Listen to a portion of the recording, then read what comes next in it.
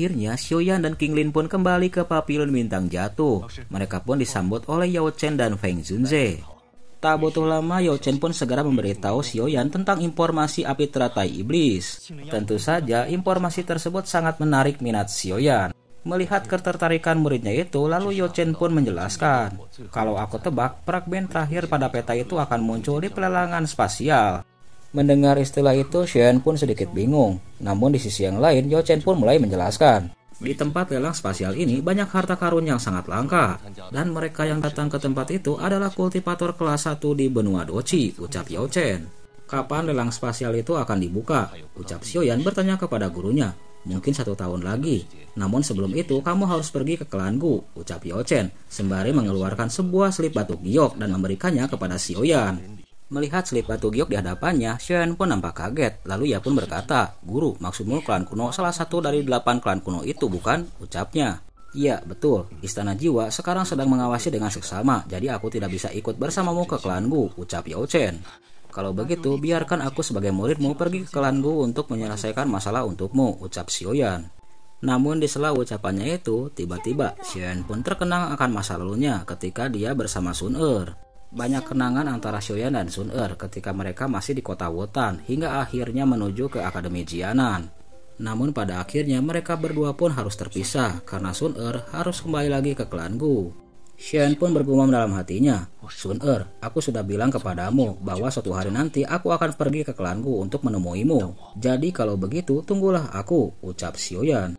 Gumaman itu rupanya didengar oleh semua orang tak terkecuali oleh gurunya sehingga membuat Xiaoyan pun menjadi malu. Kesempatan untuk berkumpul dan bertemu dengan jenius dari 8 klan kuno sangatlah langka. Meskipun keluarga Xiao telah menurun, dengan kekuatan serta reputasimu saat ini, Anda bisa berdiri sejajar dengan para jenius dari 7 klan yang lainnya, ucap Feng Junze. Tiba-tiba, Xiaoyan pun bertanya, apa saja 8 klan kuno itu? Mendengar pertanyaan dari muridnya itu, lalu Yao Chen pun menjelaskan. 8 klan kuno itu terdiri dari klan Hun, klan Gu, klan Yao, klan Yan, klan Si, klan Roh, klan Lei, dan serta klan Xiao. Semuanya adalah klan kuat yang telah menghasilkan Kaisar Dodi. Ini adalah manfaat dari garis keturunan Kaisar Dodi, yang memungkinkan nama keluarga kuno itu bertahan hingga hari ini. Namun sayangnya garis keturunan Kaisar Do klan Xiao secara bertahap menipis seiring berjalannya waktu. Pada saat itu leluhurmu Xiao Xuan telah menembus setengah langkah menuju Kaisar Dodi. Meskipun dia pernah mempertaruhkan segalanya, namun masih tidak menyentuh Kaisar Dodi, ucap Yao Chen. Untuk sejenak ucapan dari gurunya itu membuat Xiaoyan pun terdiam. Lalu ia pun berkata, "Aku tidak menyangka kalau leluhur Xiao Xuan mengalami kesulitan seperti itu." Mendengar perkataan dari gurunya itu membuat Xiaoyan pun terdiam. Bahkan sekelas leluhurnya Xiao Xuan waktu itu tidak bisa menyentuh Kaisar Dodi, apalagi dia. Melihat Xiaoyan terdiam akibat penjelasannya, Yao Chen pun tidak bisa berbuat apa-apa. Namun di tempat yang lain, tiba-tiba Xiaoyan pun berkata, "Hidup itu tidak mengenal kata bagaimana jika, dan tidak ada kesempatan kedua." Garis keturunan Kaisar Dodi kedengarannya cukup menggoda, namun saya merasa tidak menyesalinya. Namun dalam perjalanan ini, meski ada kesulitan, yang membuat saya lebih bersyukur adalah bisa bertemu dan mengenal banyak orang. Beberapa mungkin telah membantuku keluar dari kegelapan. Ada yang berkorban banyak demi aku. Aku mengucapkan terima kasih banyak kepada semua orang yang telah membantuku. Aku juga ingat semua kesulitan dan cobaan di sepanjang jalan. Dan semua pengalaman ini telah membuat setiap langkah yang aku ambil menjadi sangat luar biasa dan solid. Aku percaya bahwa bahkan tanpa garis keturunan Kaisar Dodi, aku bisa membawa keluarga Xiao kembali menuju kejayaan, ucap Xiaoyan. Melihat tekad yang dimunculkan oleh muridnya itu membuat Yao Chen pun sangat senang. Lalu ia pun berkata, "Di dunia ini jika kamu berani, maka dunia ini akan memberikan jalan untukmu. Jika kau tak takut apapun, takdir akan menyerah kepadamu. Orang-orang dapat memilih untuk tetap stagnan, atau mereka dapat memilih untuk menempa diri mereka sendiri, bergerak maju dan berani. Apa yang menentukan takdir selalu menjadi diri kita sendiri," ucap Yao Chen. Di tempat yang lain, tiba-tiba Feng Junze pun berkata, "Kalian berdua sungguh layak menjadi guru dan murid." "Hei Xiaoyan, tahukah kamu kalau gurumu itu berasal dari 8 klan kuno juga," ucap Feng Junze. "Apa? Guru juga berasal dari 8 klan kuno?" ucap Xiaoyan nampak kaget. "Ya, gurumu ini memang berasal dari klan Yao." Tapi aku adalah anggota klan Yao yang ditinggalkan oleh klan Yao sendiri. Mendengar ucapan dari gurunya itu, untuk sejenak Xiaoyan pun nampak kaget. Ini semua adalah masalah masa lalu. Di masa depan ketika ada kesempatan, guru akan memberitahumu segalanya. Ngomong-ngomong, aku mengirim dokter peri kecil ke makam kuno. Di sana dia akan memperoleh cara untuk mengendalikan tubuh racun yang menyedihkan. Ketika dia kembali dari pelatihannya, sekarang saatnya kamu berangkat ke klanku, ucap Yao Chen. Lalu Xiaoyan pun membuka sebuah gulungan. Dengan kekuatan spiritualnya, Xiaoyan pun mencoba untuk mengetahuinya. Setelah mempelajari isi gulungan itu, Xiaoyan pun nampak tercengang. Teknik pengendalian jiwa racun sungguh luar biasa, gumam Xiaoyan. Setelah ucapannya itu, lalu Xiaoyan pun bergegas menuju makam kuno tempat dokter peri kecil sedang berlatih. Xiaoyan pun berteriak, "Hei dokter peri kecil, aku telah kembali." Setelah teriakan Xiaoyan itu, tiba-tiba satu sosok pun berjalan di atas udara. Ternyata dia adalah dokter peri kecil yang telah menyelesaikan pelatihannya. Tingkat kekuatan dan penampilan dari dokter peri kecil telah berubah semenjak ia telah menguasai pengendalian racun dalam tubuhnya. Ketika dokter peri kecil melihat sosok Xiaoyan, lalu ia pun melesat dan menghampiri Xiaoyan. Sementara itu di tempat yang lain, Xiaoyan pun nampak kaget dengan perubahan pada penampilan dokter peri kecil. "Apakah kamu tidak mengenaliku?" ucap dokter peri kecil. "Oh tidak, aku hanya merasa seperti kembali lagi ke kota Kinsan." Melihat seorang tabib yang menyelamatkan nyawa dokter peri kecil yang dipuja sebagai dewi oleh semua orang di kota Kinsan, ucap Xiaoyan. Sejenak ucapan dari Xiaoyan itu membuat dokter peri kecil pun tersipu, lalu ia pun berkata, "Teknik yang ditinggalkan oleh senior itu sangat berguna bagiku, sehingga aku dapat menyelesaikan tubuh racun yang menyedihkan. Bahkan kultivasiku menyentuh dojun bintang 7, ucapnya. Sontak saja ucapan dari dokter peri kecil itu membuat Xiaoyan pun terkejut. Lalu Xin pun beralih ke sebuah tempat, yaitu klan Gu tempat Sun Er berada. Nampak di sebuah pegunungan terpencil di klan Gu, sosok Sun Er sedang berlatih.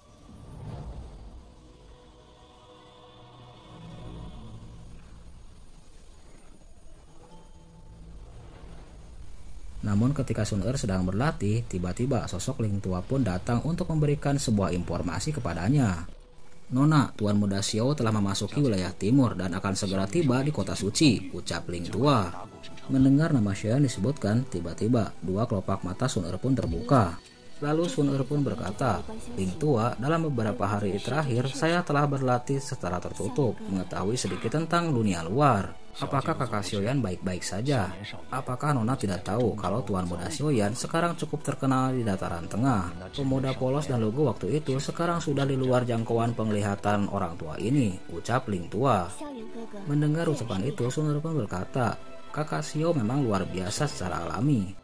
Mendengar pujian dari Sun Er membuat Ling Tua pun nampak kaget, lalu ia pun berkata, "Nona, sebenarnya ramuan macam apa yang telah diberikan oleh Tuan Muda Xiao kepadamu sehingga dirimu tergila-gila kepadanya?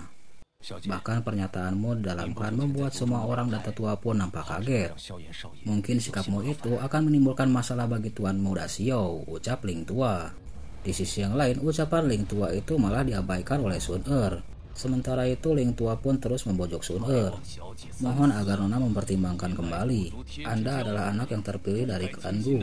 Anda seharusnya tidak mudah percaya pada Xiaoyan dari klan Xiao itu. Keluarga Xiao setelah kehilangan garis keturunan Kaisar Dode telah lama menurun. Mereka tidak memenuhi kualifikasi untuk dibandingkan dengan klan Gu kami. Dia hanya seorang yang sia-sia dengan garis keturunan yang telah habis. Kebajikan dan keberanian apa yang dimiliki sehingga berani mengingini nona muda kami," ucap para tetua waktu itu. Tentu saja ucapan dari para ketua dari klan Gu yang menghina Xiaoyan itu membuat Sun Er pun naik pitam. Segera doci api surgawi Kaisar Emas pun melonjak di tubuh Sun Er, lalu ia pun berkata, "Keputusanku ini bukan untuk kalian para ketua. Dan aku jelaskan kepada semua orang sekali lagi, saudara kakak Xiaoyan lebih unggul daripada siapapun. Nanti kau akan tahu betapa bodohnya telah meremehkannya," ucap Sun Er. Ucapan dari para ketua klan Gu di aula itu membekas di hati Sun Er. Untuk sejenak dia pun menahan amarah, lalu ia pun berkata, "Aku percaya kakak Xiaoyan akan membuktikan kekuatannya," ucap Sun Er. Lalu Xin pun beralih ke sebuah gripin terbang yang dinaiki oleh kelompok Xiaoyan. Xiaoyan pergi ke klan Gu ditemani oleh Tianhuo Zunze, dokter peri kecil serta King Lin.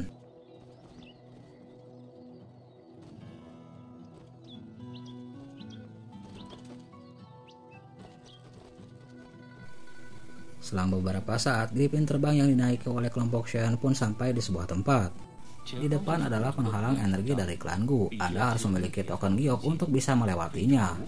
Dan kita harus berjalan tanpa menggunakan gripin terbang, ucap Tianhuo Zunze. Setelah mendengar pengingat dari Tianhuo Zunze, segera Xiaoyan dan yang lainnya pun melesat keluar dari gripin terbang. Xiaoyan pun mencoba untuk menempelkan telapak tangannya, namun tiba-tiba tubuh Xiaoyan pun terpental, sehingga membuat Xiaoyan pun nampak kaget. Ini adalah tekanan jiwa yang sangat kuat, ucap Xiaoyan. Aku mendengar kalau kota suci ini dibangun oleh Kaisar Dodi, ucap Tianhuo Zunze. Dan cahaya pelindung ini mengandung jejak kekuatan Kaisar Do, ucapnya. Ucapan penjelasan dari Tianhuo Zunze itu membuat semua orang tak terkecuali Xiaoyan pun tidak berani untuk gegabah. Lalu ia pun mengeluarkan sebuah selip batu giok. Segera setelah Xiaoyan menggunakan selip batu giok pemberian gurunya itu, dia dan kelompoknya pun bisa memasuki tirai pelindungan dari kota suci. Lalu Xin pun beralih ke sebuah tempat, yaitu kota suci. Nampak banyak prajurit dari klan Gu sedang berkumpul.